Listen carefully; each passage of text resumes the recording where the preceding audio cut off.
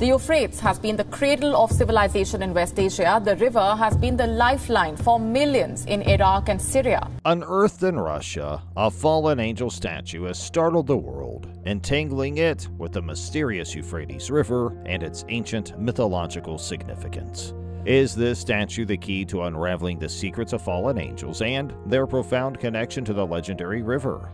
Delve into the annals of history and biblical prophecy in this mesmerizing video as we embark on an awe-inspiring journey. Brace yourself for mind-bending revelations and an exploration that could reshape our understanding of the past. A peculiar video of a fallen angel that was discovered by Russian employees in what looks to be a gravel mine created quite a commotion on the internet. TikTok, a website for sharing videos, has been the source of several bizarre rumors that have been spreading as the new year has begun. After reports that the Mona Lisa had been taken from the Louvre, a video purporting to show Bigfoot walking across an icy bridge close to Snoqualmie Pass in Washington state was discovered again. And the most recent video to have people talking on the internet is one of a purported fallen angel that was discovered in Russia. On January 25, 2023, the video was initially uploaded to TikTok, and in the time since then, it has racked up more than 12 million views. Found Russian fallen angel video becomes viral on TikTok. You might be interested to know what the people who found the monument are saying, even though the video is in Russian.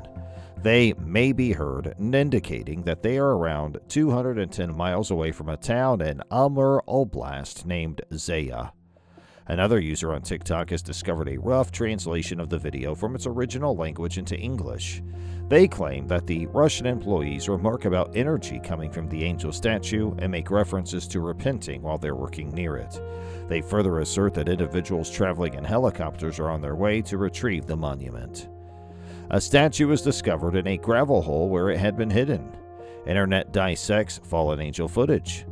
Disagreement has been expressed by a large number of people in the comments area of the original video. Some people are under the impression that the statue depicts a genuine fallen angel that has been preserved in stone. Some people consider it to be nothing more than a statue or an old movie prop. Internet sleuths are currently analyzing the video to determine whether or not the object in question is a statue. If you watch the video, you'll see that the fabric that's on its head moves back and forth because of the wind. One person on Twitter remarked that the object in question was not a statue. Another person brought up the similarities to The Simpsons, promoting the idea that the animated show somehow prophesies what will happen in the real world. According to reports, this is not the first fallen angel to be discovered in Russia. A growing number of people who use the internet are under the impression that a genuine fallen angel was discovered in Russia. Surprisingly, a rumor that was quite similar to this one was created more than 10 years ago. In 2011, it was rumored that a skeleton of a purported angel who had fallen from heaven had been discovered in Russia. The tale originated in Russia, where it was broadcast alongside a relevant news item from the period in question. Because the video was in Russian and there were no subtitles available, many people have come to the incorrect conclusion that the body belonged to a fallen angel. The news report shows what appears to be the skull of a young man next to the skeleton of either a goat or a sheep. They say that the discovery was most likely the relics of a ritual burial or sacrifice, and that these relics were found. Connection of the river and the statue? In the book of Revelation, the Euphrates River is mentioned as the site of the final battle that will take place between those who choose to do good and those who choose to do evil. Angels are going to be involved in this battle. It is said that the river would end up drying up, which will make it possible for the kings coming from the east to make their way to the battlefield. Many people consider this as a fight that might be metaphorically compared to a battle between heaven and hell. The fight between good and evil, which is also a metaphor for the relationship between the two concepts, is represented symbolically by both the statue of the fallen angel and the Euphrates River.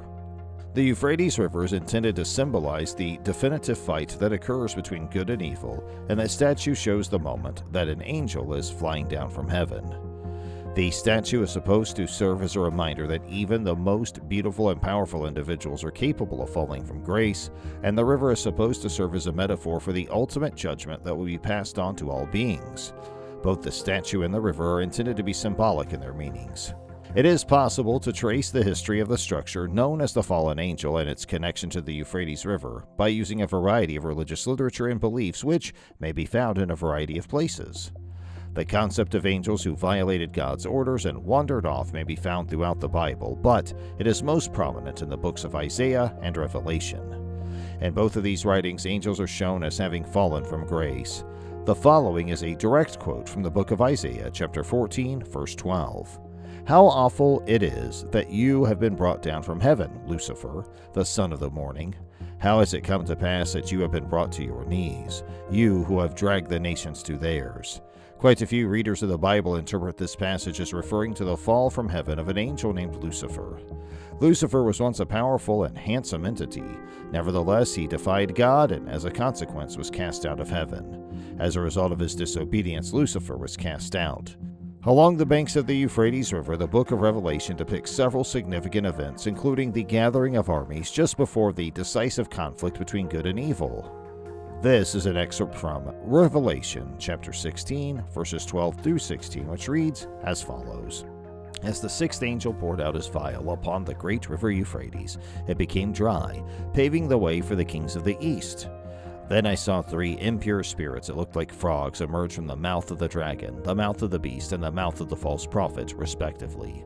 Because they are the spirits of devils that can work miracles and were sent to all the world's leaders and all the nations of the world to rally them for the great battle that will take place on the day of the Lord. The statue of the fallen angel, which was sculpted by Ricardo Belliver in 1877 and can be located in Madrid, Spain's Parque del Retiro, can be visited there. The lyrical epic Paradise Lost by John Milton, which tells the story of Lucifer's fall from grace, was the source of inspiration for the statue. The fact that the statue is 666 meters tall is upsetting to some people because the number 666 is usually associated with the devil in a variety of different types of religious literature. It's possible that the relationship between the two can be explained by the symbolic significance that both the fallen angel statue and the Euphrates River have in a variety of different religions. Both serve as reminders of the consequences that result from humans disobeying God, as well as the ongoing struggle between good and evil. In conclusion, the monument of the fallen angel and its relationship to the Euphrates River serves as a reminder of the ongoing struggle between good and evil in the world. The statue is supposed to represent a person's fall from grace, and the river is supposed to stand for the decisive fight that takes place between heaven and hell. These symbols, which have been incorporated into a wide variety of mythologies and religious traditions ever since ancient times, continue to act as a constant reminder of the everlasting struggle between good and evil that exists in the world. Indeed, the account of Adam's life is given a remarkably prominent place in the book of Enoch. Every part of the book contains some sort of tradition regarding the first human. These traditions can be found throughout the book, and in these sources, Adam is portrayed as a glorious angelic being who was destined by God to be like the ruler of the planet, but he failed to live up to the standards that God had set for him. The Adamic tradition is not just limited to this recension, even though the majority of Adamic materials belong to the longer recension. One example of this is the extensive Adamic story that can be found in chapters 30 through 32. Nevertheless, this Adamic tradition is not only limited to this recension. As mentioned, several significant passages are even attested to the more condensed version. The extensive inclusion of Adamic contents in both recensions, as well as the relevance of these materials for the theology of the Slavonic apocalyptic, suggest that these passages are not later additions to the text, but rather a part of the text original layer. It is important to point out that such a significant amount of information being included in the intertestamental Enochic text is highly unique. Adam does not play a particularly major role in the early Enochic circle that is recorded in Enoch. His participation in these materials is minimal and restricted to a few passing words of little consequence. Furthermore, when the authors of the early Enochic booklets reference the memory of Adam and Eve, they try to either omit or soften the account of Adam and Eve's disobedience and fall from grace in the garden. This is done to avoid offending their readers. In the past, researchers have observed that the Enochic writers exhibit an unusually forgiving attitude toward the error committed by the prototypical couple in the text concerned with judgment and accountability. There are several potential explanations for the protoplast's relatively low profile or particularly favorable profile inside the early Enochic circle. In the past, academics have noted that the early Enochic traditions and Adamic traditions appear to be working with distinct mythologies of the devil. The early Enochic tradition bases its concept of the birth of evil on the narratives of the Watchers, in which the fallen angels corrupt human beings by passing on to them different celestial secrets. This account serves as the basis for the early Enochic tradition's explanation of the creation of evil.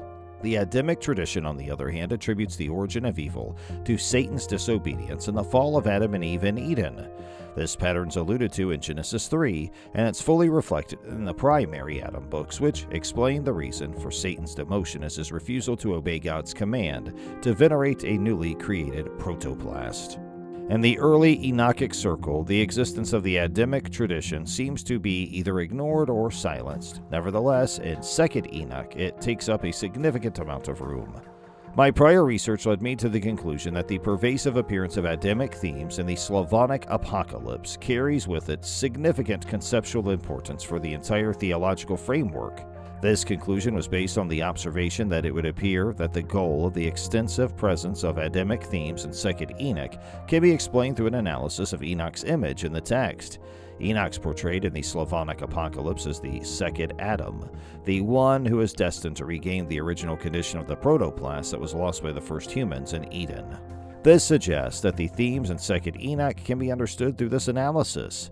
In this setting, many characteristics of the revered prolapsian Adam are transferred to the 7th antediluvian here in an attempt to hint at his status in the new protoplast, who returns mankind to its original state. Furthermore, it seems that the appropriation of the Adamic lore in 2nd Enoch is not limited solely to the figure of the main positive protagonist, this 7th antediluvian patriarch, but also extended to the story of the negative angelic counterparts of the Enochic hero, the Watchers, whose portrayals in the Slavonic apocalypse also become enhanced with novel features of the Adamic mythology of evil, and more specifically, with the peculiar characteristics of the interplay and osmosis of two early paradigmatic movements. That's all for today's video, but we'll be right back with more soon. Please don't forget to give this video a thumbs up and subscribe to our channel, and thanks for watching.